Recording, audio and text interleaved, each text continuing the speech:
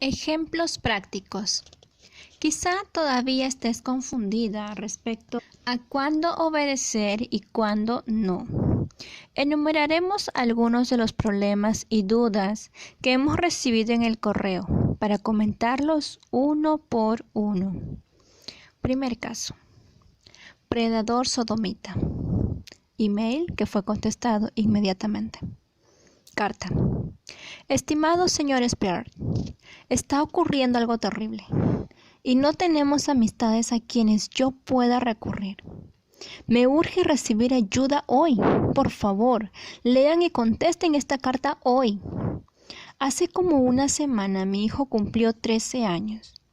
Por ese mismo tiempo mi marido empezó a querer que saliera con él por las tardes para fomentar una relación de hombre a hombre.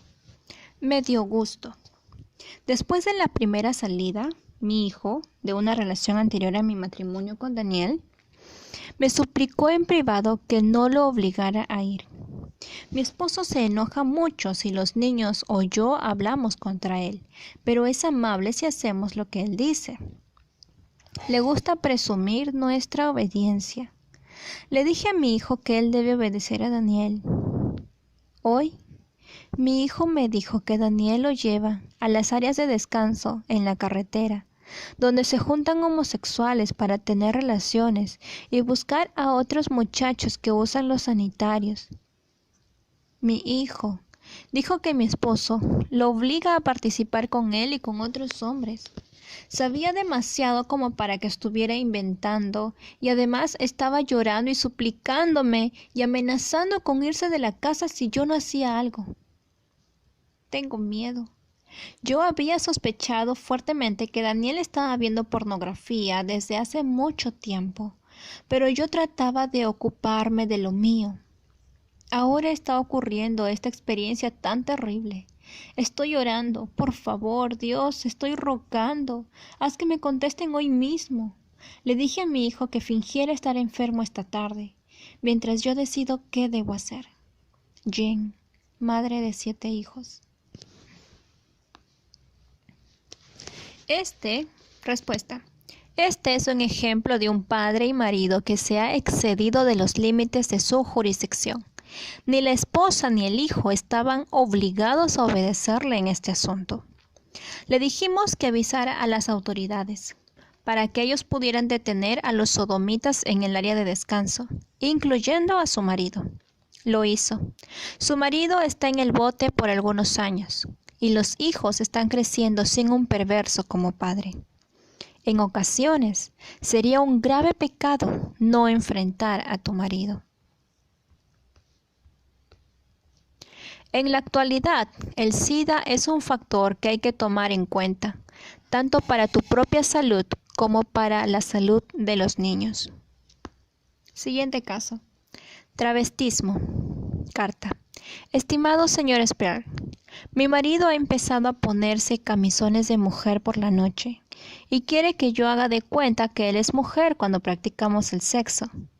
Él me recuerda que lo que sucede en nuestra recámara está bien, porque el hecho es sin mancilla. Él es maestro en la iglesia y es muy respetado. Sé que es cabeza del hogar, así que lo he complacido un par de veces, pero me da asco. ¿Qué es lo correcto en este caso? Ana. Dios no delegó al hombre la autoridad para inducir a su esposa a participar en lesbianismo mental. Si ella le obedeciera, estaría cometiendo sodomía en su corazón, una violación clara de la ley moral de Dios.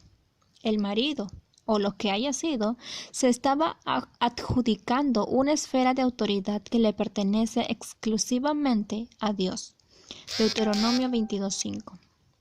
Le indicamos a la esposa que se negara a participar en su perversión y que expresara su repugnancia por su travestismo.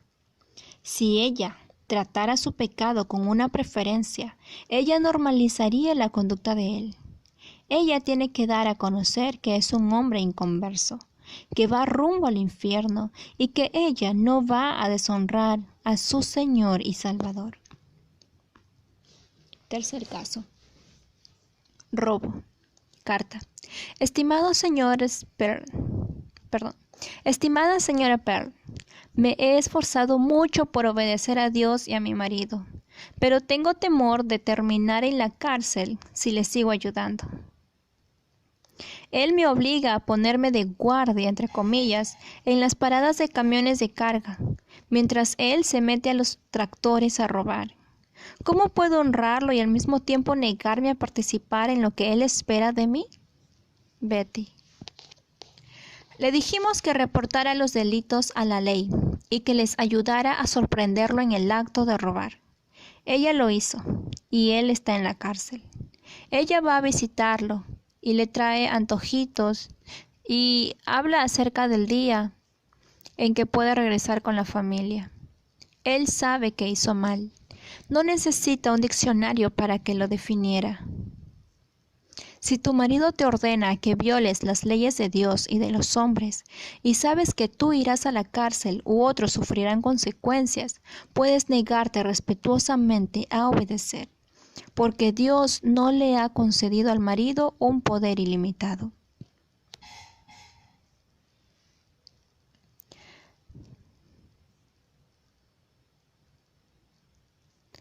Siguiente caso. Falsas declaraciones de impuestos. Tenemos muchas cartas de esposas que nos dicen que su marido hace declaraciones de impuestos fraudulentas y ellas se niegan a firmarlas con él, poniéndolo furioso. La esposa se aferra a su postura y adopta una actitud de superioridad.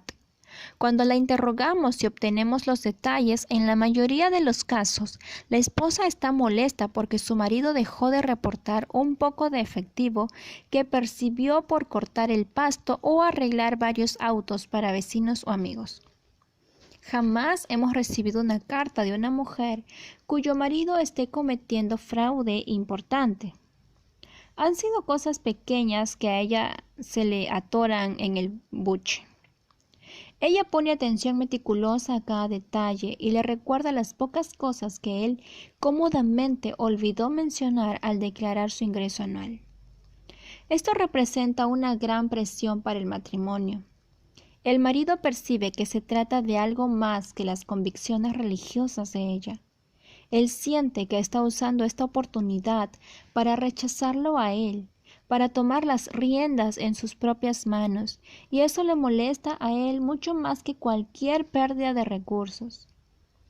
En la mayoría de los casos se trata de un hombre que jamás robaría. Cuando él lee la Biblia, el pasaje sobre impuestos que le llama la atención es la afirmación de Jesús cuando el cobrador vino buscándolo a él y a sus discípulos. Jesús dijo respecto a los impuestos: luego los hijos están exentos. Mateo 17:26. Es decir, están exentos de pagar impuestos a un gobierno que no es representativo. Sin embargo, por causa del testimonio, él pagó los impuestos. Muchos hombres no sienten ninguna obligación moral de estimular su memoria cuando se trata de contribuir voluntariamente, entre comillas, a un sistema fiscal que es un robo ilegal. No sienten ningún deber delante de Dios de aportar dinero para financiar abortos, el programa de fomento de homosexualidad en las escuelas públicas, programas de planificación familiar, distribución de condones entre niños, agujas para drogadictos, apoyo de las llamadas artes y radio oficial con su programa socialista. No estamos defendiendo esta postura ni justificando ninguna deshonestidad, pero le ayuda a la esposa cuando entiende la perspectiva de un hombre. Dios no pone a la esposa para que sea la conciencia de su marido. La esposa no tiene ningún derecho de hacer juicios respecto a la manera en que él interpreta su obligación. Sin embargo, sí tiene un deber ante su propia conciencia. Si ella tiene que firmar un documento que declara: esto fue lo que percibimos de ingresos, ni un centavo más, entonces ella tiene el deber ante Dios y sí misma de decir la verdad según la conoce. Además, cuando se firma una declaración de impuestos, se hace bajo protesta de decir verdad. Sin embargo, habiendo leído miles de cartas sobre este asunto, hemos llegado a la conclusión de que el tema de los impuestos parece ser una forma conveniente de que la esposa se convierta en conciencia de su marido sin perder la sensación de ser una mujer virtuosa. Ya comparecerá ella ante el tribunal del juez supremo, quien juzgará las verdaderas intenciones del corazón. Como cristiana, tienes el deseo y el deber de ser honesta en todo, pero tienes que honrar a tu marido al mismo tiempo. Así que, si no puedes poner tu firma en un documento que te convertiría en mentirosa, debes negarte con mucha gracia y humildad. Pudieran existir otras maneras de solucionar el problema. Quizá podrían declarar por separado, para que tú no tuvieras que firmar las declaraciones de él, y así no te verías implicada en su manera de manejar sus negocios. Siguiente caso. Mi marido me prohíbe ir a la iglesia. Estimada Debbie, mi marido me dice que ya no puedo ir a la iglesia por la noche. Yo siento que si no disfruto de este tiempo de dulce comunión, no podré seguir caminando fielmente delante de Dios. La palabra de Dios dice que no nos olvidemos de congregarnos, así que sería una violación directa de la palabra de Dios si no asisto. Mi marido me dijo que escribiera para preguntarte. Carla. Respuesta. Estimada Carla, es común que los maridos inconversos o desalentados les prohíban a sus esposas que asistan a la iglesia. En casi todos los casos, las objeciones de los maridos no se basan en un deseo de evitar que ella adore a Dios. Más bien, él ve la relación de ella con la iglesia como un segundo amor, quizá el amor preferido por ella, y se ve a sí mismo como un marido desplazado. Está celoso. Él no se siente realizado como esposo y cree que la iglesia de alguna manera es objeto de tu primer amor. Ahora, una esposa sin sabiduría alguna pudiera encontrar alguna satisfacción en los celos de él, pensando que ella pone a Dios en primer lugar. Pero la verdadera adoración de Dios nunca es causa de descuido de relaciones. El amor por Dios y servicio a Él debe hacerte una esposa más atenta y una mejor amante de tu marido.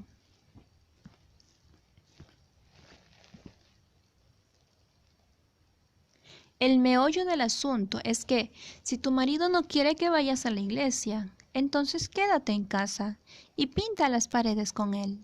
Salgan de pesca o de compras, lo que él quiera hacer, y asegúrate de pasarla bien. Obedecerle con desilusión y a regañadientes no es obediencia, es venganza. Debbie. El meollo del asunto. Si una esposa tiene una actitud de rebeldía, será capaz de encontrar 1000 excepciones a la obediencia.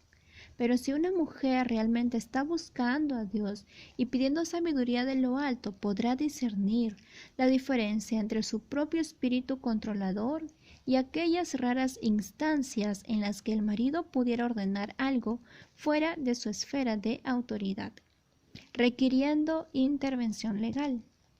Las mujeres que amenazan con denunciarlo ante la ley, o mujeres que se niegan a contestar el teléfono excepto para decir «él está aquí», pero se niega a hablar, son rebeldes.